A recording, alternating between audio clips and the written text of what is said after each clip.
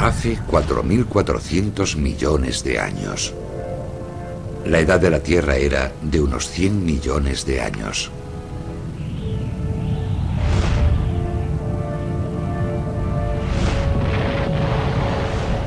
Los meteoritos seguían impactando en el planeta, pero el enfriamiento gradual del núcleo había hecho que la mayor parte de la superficie se solidificase formando una corteza de oscura roca volcánica.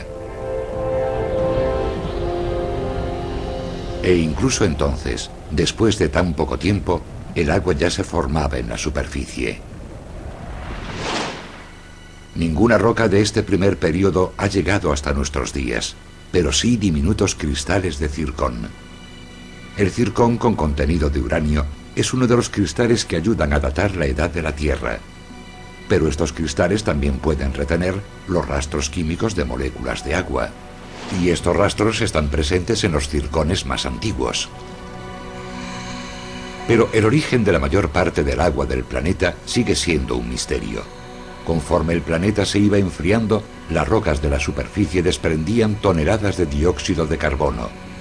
Este proceso habría desprendido algo de vapor de agua, pero hay quien cree que no es suficiente para cubrir la superficie. Las rocas, el material que se unió para formar la Tierra, habrían sido demasiado secas, con un calor similar al del Sol. Todavía tenemos que descubrir de dónde procedía toda el agua que cubrió el planeta. Dan Durga, experto en impactos, apoya la teoría de que la mayor parte del agua de la Tierra es de origen extraterrestre. Hoy creemos que los océanos de la Tierra proceden del espacio. Llegaron en asteroides y cometas, con un alto contenido de agua que salpicaron la Tierra durante su proceso de creación.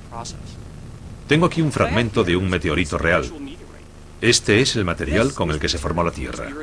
Este pequeño meteorito primigenio contiene un 5% de agua aproximadamente.